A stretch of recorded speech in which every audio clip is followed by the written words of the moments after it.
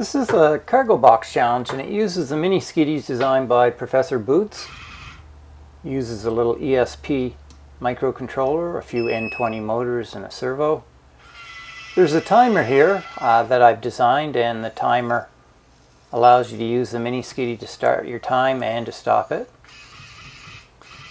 First technique in the block I call the backflip.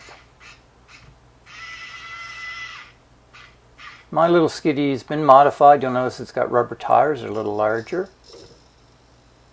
It's also got a bucket that's been designed a little differently. It's designed so the teeth won't go under the fence or the gate that you push blocks into. Sometimes you can strain the motor. I'm not a fast Skidi driver. I don't claim that I'll have the fastest time here. These are fun little challenges.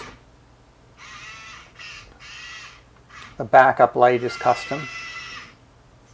It's a little flasher, LED.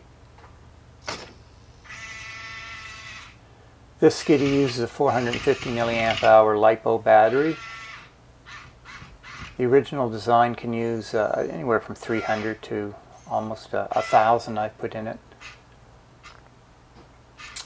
This one has a battery monitoring system, which means when it powers up, the little flasher will flash 1 to 5 times, telling you how full your battery is. Now, as I push this on, I didn't notice it, but that really is not sitting in the middle, so I technically should be disqualified from my time. Now, it's a little logo in the back for my Crab Skidi fleet.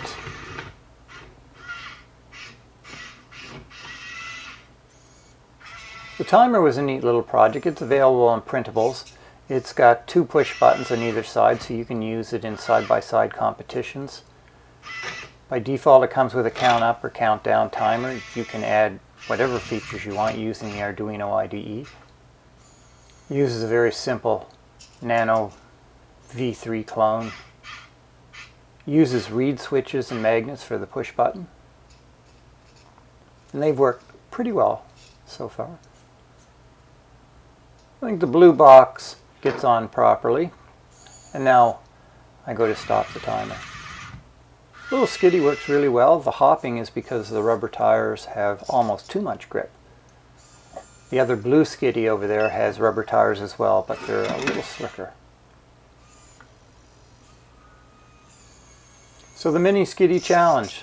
Build a Skidi and try the challenge.